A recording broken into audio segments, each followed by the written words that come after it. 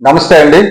Visakhapatnam steel plant రక్షణ కోసం sudden గా కార్మిక సంఘాలన్నీ చర్చలు పెట్టుకోవడం, మీటింగ్లు పెట్టుకోవడం, 19వ తారీఖున వెళ్ళి పవన్ కళ్యాణ్ గారిని కలుద్దామని చెప్పి నిర్ణయించుకోవడం నా దృష్టికి వచ్చింది.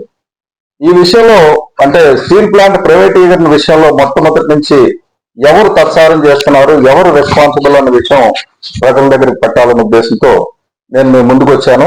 మన స్టీల్ ప్లాంట్ విషయానికి వస్తే, స్టీల్ ప్లాంట్ ఎలాగ అమ్మేయాలని చెప్పి చూస్తున్న వాళ్ళు మొట్టమొదట నేను బ్లేమ్ చేస్తున్నది కార్మిక సంఘ నాయకులు. నేను మరింకోసారి చెప్తున్నాను, కార్మిక సంఘ నాయకులు అందరూ తప్పులు చేస్తున్నారు స్టీల్ ప్లాంట్ లో. ఏదో చిన్న union DSC democratic steel employees union లాంటిది, మా గడసాల అప్పారావు గారి యూనియన్ తప్ప అందరూ తప్పులు చేస్తున్నారు. ఎందుకు ఆ రిక్వెస్ట్ చేసేటప్పటికి స్టీల్ ప్లాంట్ లో ఒక టెంట్ గాని, ఒక ఉద్యమం గాని, అంటే నిర్వాసితుల తరపున గాని, కార్మిక తరపున గాని ఎవరు మొదలు పెట్టాల.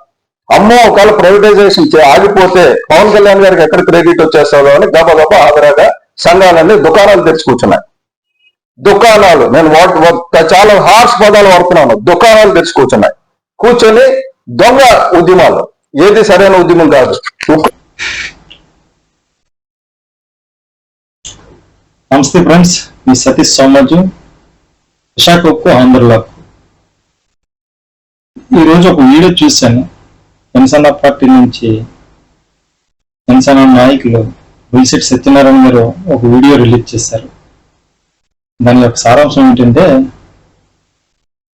విశాఖ ఉక్కు కర్మాగారం గురించి శ్రీ పవన్ కళ్యాణ్ గారు చాలాసార్లు ప్రతిపక్షంలో ఉండేటప్పుడు, విపక్ష హోదాలో ఉండేటప్పుడు చాలాసార్లు విశాఖ ఉక్కు కర్మాగారం గురించి మాట్లాడారు, మీటింగ్లు పెట్టారని, పోరాడారనేసి చెప్పడం జరిగింది. కానీ ఏ నాయకులు ఎవరూ రాలేదని చెప్పడం జరిగింది. శ్రీ పవన్ కళ్యాణ్ గారు ప్రతిపక్షంలో ఉండేటప్పుడు పోరాడటం, విశాఖ ఉక్కు గురించి వాయిస్ రేట్ చేయడం అది జరిగింది. దానికి కార్మికులుగా మేమందరమే కృతజ్ఞత తెలియజేస్తున్నాం, కాదనడం లేదు. కానీ అవుట్పుట్ ఏంటి, ఏమొచ్చింది? ప్రతిపక్షంలో ఉన్నాం కాబట్టి, మాకు ఒక ఎమ్మెల్యే కానీ ఎంపీ కానీ లేరు కాబట్టి నేనేమి చేయలేకపోతున్నాను అనేది పవన్ కళ్యాణ్ గారు చెప్పడం జరిగింది అన్ని బహిరంగ సభల్లో. అదే నాకంటూ ఒక ఎమ్మెల్యే ఎంపీని ఇచ్చుంటే నేను కేంద్రంతో మాట్లాడడం లేదా పోరాడి విశాఖ కర్మాగారాన్ని పరిరక్షించడం జరిగి ఉండేదని చెప్పడం చెప్పింది. సమస్యలను క్లియర్ చేయడానికంటూ ఒక కూటమిగా మేము ఏర్పడుతున్నాం, విశాఖ ఉక్కు కర్మాగారాన్ని పరిరక్షిస్తామని చెప్పడం జరిగింది. మీ మాట నమ్మే కదా మీ కూటమికి ఓట్లేసి అత్యధిక మెజార్టీతో గెలిపించడం జరిగింది. బీజేపీ పార్టీకి లాస్ట్ టైం 100 కంటే తక్కువ ఓట్లు వచ్చిన ఆంధ్రప్రదేశ్ లో ఈసారి ఎంతమంది నిలబడితే అంతమందికి ఓట్లేసి గెలిపించడం జరిగింది. మీకు 100% ఓట్ల శాతం వచ్చే విధంగా ఎంతమంది నిలబడితే అంతమందిని గెలిపించుకోవడం జరిగింది. ఈ 3 నెలల్లో గెలిచిన తర్వాత, ఎన్డీఏ కూటమి గెలిచిన తర్వాత ఈ 3 నెలల్లో శ్రీ పవన్ కళ్యాణ్ గారు ఒక్కసారైనా సరే విశాఖ ఉక్కు కర్మాగారం కాసి ఏమవుతుందని తొంగి చూశారా? మనం హామీ ఇచ్చాం. ఇప్పుడు ప్రజెంట్ ఉన్న పరిస్థితి ఏంటన్నది ఒక డిప్యూటీ సీఎం హోదాలో ఎప్పుడైనా సరే ఒక్కసారైనా సరే తొంగి చూసి దీనిపై ఏమైనా మాట్లాడడం జరిగిందా? ఎందుకు మాట్లాడలేదు? ప్రతిపక్షంలో ఉండేటప్పుడు అన్నీ మాట్లాడారు, అంతా బాగా మాట్లాడారు, కాదనడం లేదు. కానీ అధికారంలోకి వచ్చాక ఈ 3 నెలల్లో ఒకసారైనా సరే విశాఖ ఉక్కు కర్మాగారం నుంచి మాట్లాడి ఉండుంటే ఎంతో బాగుండేది. నిజంగా ఆంధ్రప్రదేశ్ లో ప్రజల సమస్యలపై ఎవరు పోరాడాలి? ప్రజలు పోరాడతారా, అయితే రాజకీయ పార్టీలు పోరాడాలి? ప్రజా సమస్యలపై పోరాడవలసింది రాజకీయ పార్టీలు. రాష్ట్ర సంపదని కొల్లగొట్టుకున్న ఉండేలా భద్రతగా కాపాడుకోవాల్సింది రాజకీయ పార్టీలు, ప్రభుత్వాలు. అంతా రివర్స్ లో జరుగుతుంది. విశాఖ ఉక్కు ఆంధ్రలోకి కొంత ఆనాడు సాధించుకుని 32 మంది బలిదానాలతో సాధించుకున్న విశాఖ ఉక్కు కర్మాగారాన్ని నేడు మోడీ ప్రభుత్వం ప్రైవేటీకరణ చేస్తాం లేదా మూసేస్తాం అనేసి ప్రకటించినప్పటి నుండి నాటి నుంచి నేటి వరకు 316 రోజుల నుంచి రోడ్లపై ఉన్నది కార్మిక సంఘాలు, కార్మికులు. వీళ్ళ పోరాటాలు మీకు కనబడడం లేదా? చిత్తశుద్ధి పోరాటాలు. వీళ్ళ పోరాటంలో చిత్తశుద్ధి కనబడడం లేదా? నిజంగా చిత్తశుద్ధి లేకపోయి ఉండి ఈ పాటికి విశాఖ ఉక్కు కర్మాగారం అనేది కనుమరుగా అయిపోయేది. నిజంగా ఈ రాజకీయ పార్టీలో విశాఖ ఉక్కు కర్మాగారం యొక్క పూర్తి బాధ్యత తీసుకొని భుజాన్ని ఎత్తుకొని పోరాడి ఉంటే కార్మికులుగా మేము ఉక్కు ఉత్పత్తి తీయడానికి పని చేసుకుని దాంట్లో ఉండేవాళ్ళం. ఒక పక్క ఉక్కు ఉత్పత్తి తీస్తూ పోరాడుతున్నాం అంటే ఇది ఈ రాజకీయ వైఫల్యం కదా? రాజకీయ నాయకులుగా ఆలోచించండి.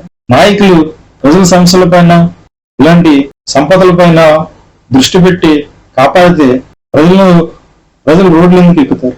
కార్మికులుగా రోడ్ల పాలు ఎందుకు అవుతారు? మీరు ఆ బాధ్యతను విస్మరించారు కాబట్టి 1316 రోజుల నుంచి విశాఖ ఉక్కు కార్మికులు రోడ్లపై దీక్షలు చేస్తూ కూర్చున్నారు. నిర్వాసితులు, ప్రజలు అందరూ ఎక్కడికక్కడ నిరాహార దీక్షలు చేస్తూ ఉన్నారు. నిజంగా మీరు రాజకీయ పార్టీలుగా ఆ బాధ్యత తీసుకుని ఉంటే ఇది ఉండేది కాదు కదా. ఇప్పుడు మీరే కదా అధికారంలో ఉన్నది. ఇంతకు ముందు వైఎస్ఆర్సీపీ అధికారంలో ఉంది, వాళ్ళు ఏమి చేయలేదు, వాళ్ళు ఏం మాట్లాడలేదు, మోడీ గవర్నమెంట్ తో పోరాడడం లేదని మీరే కదా చెప్పారు. మమ్మల్ని గెలిపించండి, మేము వచ్చిన వెంటనే విశాఖ ఉక్కు కర్మాగారాన్ని కాపాడుతామని ప్రజల్లో భారీ బహిరంగ సభలు పెట్టి ఎన్నికల ముందు హామీలు ఇచ్చింది మీరే కదా. కానీ వాళ్ళు రాలేదు, వీళ్ళు రాలేదు అని చెప్పడం ఎందుకు? అలాంటి నెపాలు నెట్టడం ఎందుకు? ఎవరో రాకపోతే రాజకీయ పార్టీకి మీకు ఆ బాధ్యత లేదా? విశాఖ ఉక్కు కర్మాగారం ఓన్లీ కార్మికులకు సంబంధించిందా, లేకపోతే రాష్ట్రం యొక్క ప్రతిష్టకి సంబంధించిందా? విశాఖ ఉక్కు కర్మాగారం అనేది ఓన్లీ కార్మికులకి, ఇక్కడ నిర్వాసితులకి సంబంధించిందా? అయితే రాష్ట్రానికి మొత్తానికి ఇది ఒక సంపద లాంటిది, సంపదకి సంబంధించింది కదా. ఎందుకు రాజకీయ పార్టీలు దీనిపై చిత్తశుద్ధితో పనిచేయడం లేదు? నిజంగా ఇప్పుడు ఎన్డీఏ కూటమిలో 3 పార్టీలు ఉన్నాయి కాబట్టి ఏదైతే దీన్ని ప్రైవేటీకరణ చేస్తామని చెప్పిన పార్టీ బీజేపీ పార్టీ కూడా ఇందులో ఎన్డీఏ కూటమిలో భాగమైంది కాబట్టి దీన్ని ఆపడం అది కష్టమా? రాజకీయ పార్టీలుగా ఏమైనా అలాంటి అంటే వాటిపై చిత్తశుద్ధితో ఏమైనా ప్రయత్నం చేస్తారా? ఏమైనా అంటే పాలసీ మెటర్ అంట. ఇది బీజేపీ యొక్క పాలసీ మెటర్.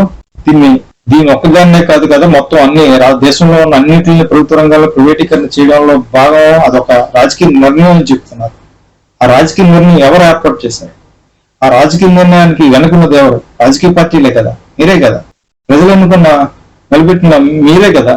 ఆ రాజకీయ నిర్ణయం నుంచి వెనక్కి తీసుకోలేరా? ఇది ప్రజలకి నష్టం జరుగుతుంది, ఈ యొక్క నిర్ణయం వల్ల చాలా మంది ప్రజలు రోడ్డు పాలు అవుతారు, చాలా ఇబ్బందులు పడతారు అనేది ఉండేటప్పుడు వెనక్కి ఎందుకు తీసుకోరు?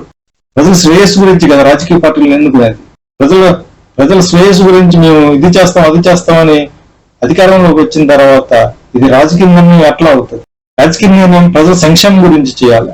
ఉపాధితో సుఖ సంతోషంతో ఉన్న ప్రజల్ని రోడ్డు పాలు చేయడానికి కాదు కదా, ఎవరికో దోచిపెట్టడానికి కాదు కదా, ఈ సంపదనంతా తీసుకెళ్లి ఈ 1% ఉన్న కార్పొరేట్లకి దోచిపెట్టడానికి కాదు కదా రాజకీయ పార్టీలు అధికారంలో తీసుకొచ్చి. ఎవరి వైపు మీరు పనిచేస్తున్నారు? ప్రజల వైపా లేకపోతే కార్పొరేట్ల వైపు? రాజకీయ పార్టీలుగా ప్రజా సంక్షేమం గురించి, ప్రజల యొక్క అవసరాల గురించి, రాష్ట్ర సంపద గురించి లేకపోతే దేశ సంపద గురించి కాపలాదారుడుగా ఉండాలి రాజకీయ ప్రభుత్వాలు. కానీ ప్రైవేట్ వాళ్ళకి దోచిపెట్టడానికి కాదు కదా. మీరు ఆ బాధ్యతను విస్మరించారు కాబట్టే ఈ సమస్య ఉత్పన్నమైంది. ఇది కేవలం రాజకీయ పార్టీల నిర్ణయాల వల్ల ఈరోజు అనేక మంది కార్మికులు రోడ్డున పడుతున్నారు. మళ్ళీ అది రాజకీయ నిర్ణయం వల్లే మారుతుంది. ఆ రాజకీయ నిర్ణయం మీరే చేయగలరు, ఆలోచించండి. కానీ ఈ నెపాన్ని ఏదో కార్మిక సంఘాలకి ముడిపెట్టి తప్పించుకునే ప్రయత్నం అయితే మాత్రం చేయవద్దు. అలా ప్రయత్నం చేస్తే ప్రజలు విరువాళ్ళు ఏం కాదు, మీరు ఆడింది ఆడినట్టుగా ఊకొట్టడానికి. మీ యొక్క ప్రజలకు నష్టపరిచే ఏ రాజకీయ నిర్ణయం అయినా సరే దాని నుండి వెనక్కి వెళ్ళవలసిందే. ఎక్కువ మంది ఏదైతే కోరుకుంటారో అది సంక్షేమం అవుతుంది. తక్కువ మంది గురించి ఎక్కువ మందిని బాధపెట్టి దాన్ని తీస్తే అది సంక్షేమం విధ్వంసం అవుతుంది. ఈ యొక్క స్వార్థపూరిత రాజకీయాల వల్ల బలవుతుంది ప్రజలు, కార్మికులు, నిర్వాసితులు. ఇప్పటికైనా సరే ఇలాంటి రాజకీయాలు ఈ మానే చిత్తశుద్ధితో విశాఖ ఉక్కు కర్మాగారాన్ని పూర్తి సామర్థ్యంతో నడిపించేందుకు దానికి కావలసిన రా మెటీరియల్ అది ప్రభుత్వాల నుండి అందించేలా కృషి చేయండి. విధ్వంసం చాలు, ఇప్పటివరకు చేసిన విధ్వంసం చాలు. ఏదైతే అన్ని ఎన్నికల్లో హామీ ఇచ్చారో ఆ హామీని నిలబెట్టుకునేందుకు పూర్తి సామర్థ్యంతో విశాఖ ఉక్కు కర్మాగారం నడిపించే విధంగా రా మెటీరియల్ అందిస్తే కార్మికులకు కష్టించి పనిచేసి అభివృద్ధి తీసుకొస్తారు, దాన్ని అభివృద్ధి పదంలో నడిపిస్తారు. దానికి కావలసిన సహాయ సహకారాలు చిత్తశుద్ధిగా అందించాలని మనం చేసుకుంటున్నాం. అలాగే సేవలో మెర్చి చేసేవరకైనా సొంత గనులు కేటాయించి విశాఖ ఉక్కు కర్మాగారాన్ని ఉన్నత శిఖరాలకు ఎదిగే విధంగా ఆదుకోవాలని ప్రతి ఒక్క రాజకీయ పార్టీని, ప్రతి ఒక్క రాజకీయ నాయకుడిని వేడుకుంటున్నాను.